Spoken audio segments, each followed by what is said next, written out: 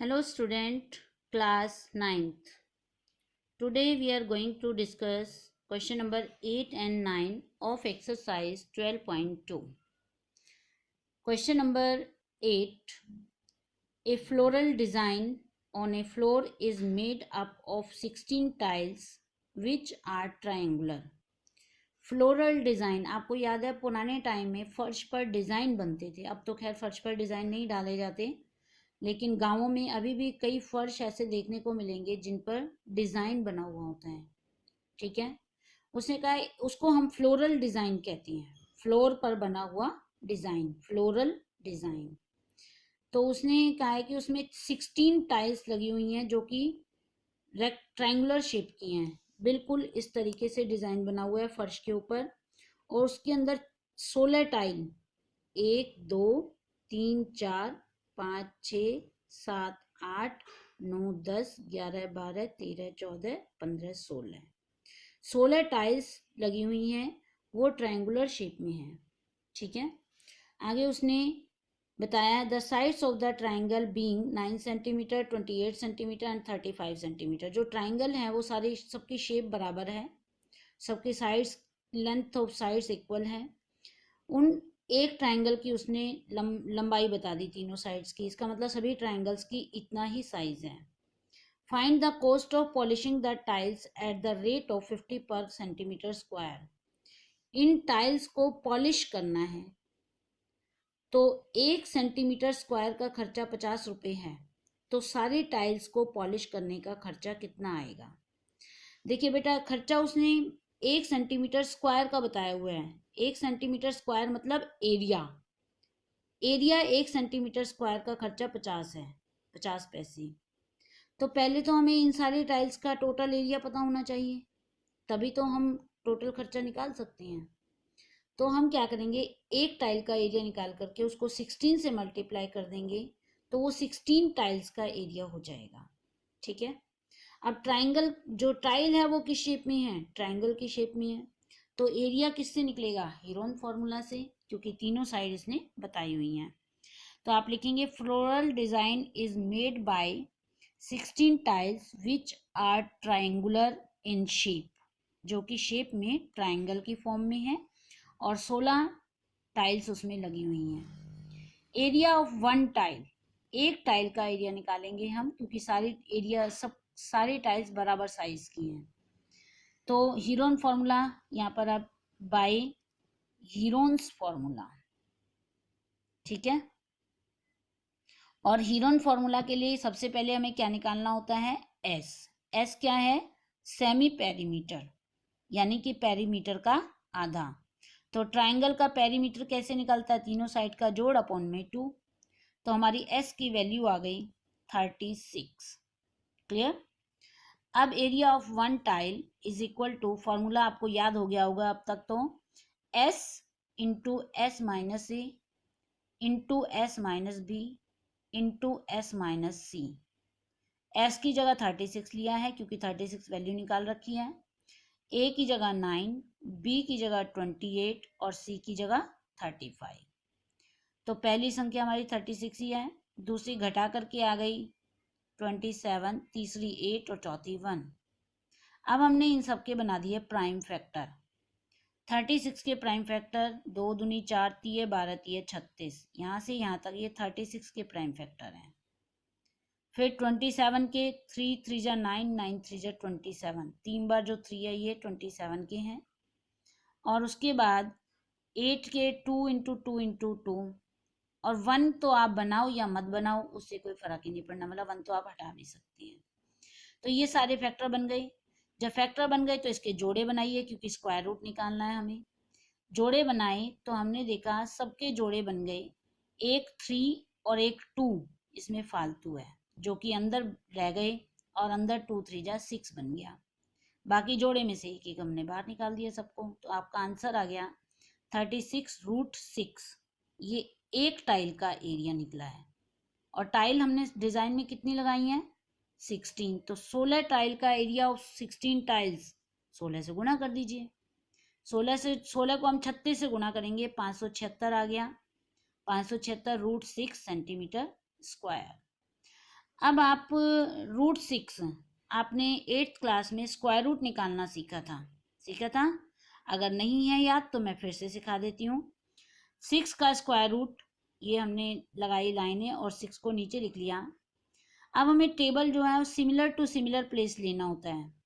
जैसे 1 1 जा 1, 2 2 जा 4, 3 3 जा 9, 4 4 जा 16, ऐसे लेना होता है। ऐसे नहीं लेना कि 2 3 जा, it's wrong for square root. तो स्क्वायर रूट के लिए 2 2 जा 4, 3 3 जा 9, 6 है हमारे पास। अगर हम 3 3 जा 9 लेते हैं तो बड़ा हो जाएगा। तो हमने ले लिया 2 2 जा 4, माइनस करके आ गया 2। अब ऊपर से उतारने के लिए कुछ नहीं था तो मैंने पॉइंट लगा करके 2 जीरो लगा दी। डेसिमल के बाद तो हम जीरो लगा ही सकते हैं। डेसिमल को मैं ऊपर ले गई, दोनों जीरो नीचे आ गई।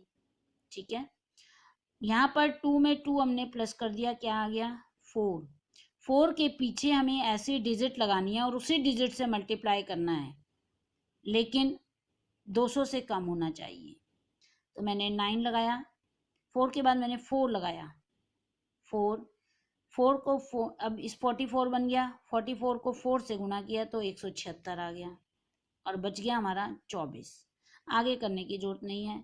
2.4 एक प्लेस तक या 2 प्लेस तक लेकर के आप इसको छोड़ सकते हैं। 2.4 ले लिया है मैंने इसको। तो यहाँ पर हमारा अभी और भी जा सकता है डेसिमल प्लेस में। 2.45 तक इसको मैंने यहाँ पर छोड़ दिया है। चलिए, अब हमारा जो एरिया निकला था वो 576 √6। 6 की वैल्यू मैंने बाद में यूज़ की है और √6 की वैल्यू निकाली कैसे वो मैंने आपको समझा दिया है।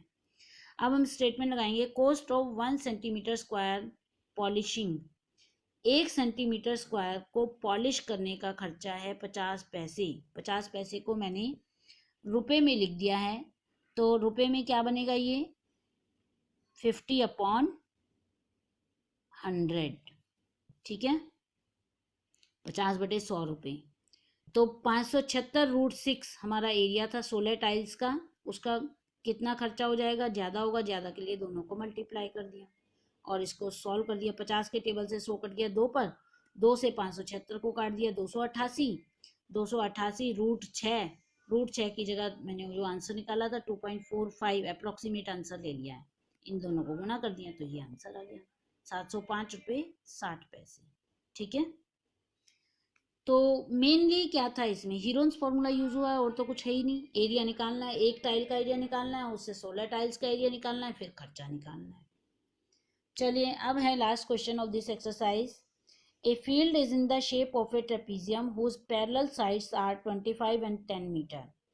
एक फील्ड है वो ट्रेपीजियम की शेप में है। आपको ये ट्रेपीजियम दिखाई दे रहा है, ABED, ये जो बड़ा वाला है ये ट्रेपीजियम है क्योंकि इसकी AB साइड DE के पैरेलल है। ठीक है, उसने आगे क्या क्या क्वेश्चन में कहा है कि जो उसकी पैरेलल साइड्स हैं, एक की लंबाई 25 है और दूसरी की 10 है। तो नीचे वाली साइड बड़ी थी, मैंने इसको 25 मान लिया D से E तक, और ऊपर वाली को 10 ले लिया। अब वो कह रहा है कि the non parallel sides are 14 and 13। जो इसकी नॉन पैरेलल, जो साइड पैरेलल नहीं है, एक तो 14 है और दूसरी ये वाली 14 है और ये दूसरी 13 है। ठीक है, ये जो बीच में बना हुआ है ये हमने बाद में बनाया है क्योंकि इसकी हमें ज़रूरत है। तो एरिया ऑफ ट्रेपीजियम का फॉर्मूला होता है ½ H × A + B। A + B तो है पैरेलल साइड्स, जो कि एक 10 है और दूसरी 25 है, ये तो हमें पता है। H नहीं पता, तो पहले हमें H निकालना पड़ेगा। हम इसमें क्या कर रहे हैं, एरिया ऑफ ट्राइंगल BCE, हमने इस छोटे ट्राइंगल का पहले एरिया निकाल लिया। इस छोटे जी हमने ड्रॉ किया है, BC parallel to AD, BC को AD के पैरेलल ड्रॉ किया है, तो ये पैरेललोग्राम बन गया, इसलिए ये 14 है तो ये भी 14 ही होगी। ठीक है, तो ये 14 है, 13 उसने दे रखी है। अब क्योंकि ये पैरेलल हैं, पैरेललोग्राम है, तो ऊपर यहाँ से A से B तक 10 है, तो नीचे D से C तक भी 10 होगी क्योंकि अपोजिट साइड्स इक्वल होती हैं। तो टोटल 25 थी। D से C तक 10 है तो C से E तक कितनी हो गई 15। अब हमें इस ट्राइंगल की ये 14 पता है, ये 13 पता है, ये 15 पता है, तो हीरोन फॉर्मूला से हम इसका एरिया निकाल सकते हैं। तो मैंने क्या किया है, यहाँ पर हीरोन्स फॉर्मूला लगा के BCE ट्राइंगल का एरिया निकाल दिया 84। ठीक है, उसके बाद मैंने इस ट्राइंगल में एक परपेंडिकुलर ड्रॉ कर दिया, क्योंकि मुझे हाइट की ज़रूरत है ट्रेपीजियम का एरिया निकालने के लिए।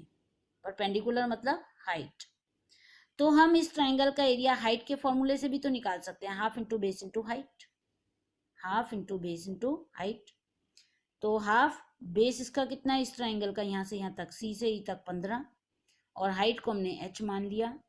और इस ट्राइंगल का एरिया तो हमें ऑलरेडी पता है, क्योंकि हमने हीरोन्स फॉर्मूला से निकाला है, इक्वल टू लिख दिया 84। और इस इक्वेशन से हमने h की वैल्यू निकाल ली 11.2। 56/5 आ रहा था, 11.2। और इस h की वैल्यू को मैंने इसके अंदर यूज कर लिया। ठीक है, a और b हमें पहले से पता है, a की वैल्यू 10 है और b की वैल्यू 25 है। तो ये हमने लगा करके इसको कंप्लीट कर लिया। Now you have to complete this exercise in your homework register and you have to prepare this chapter for Monday test. Monday को आपका चैप्टर 12 का टेस्ट होगा। चैप्टर 12 आपका पूरा हो चुका है। On Monday I will take the class test of chapter 12. Thank you and have a nice day.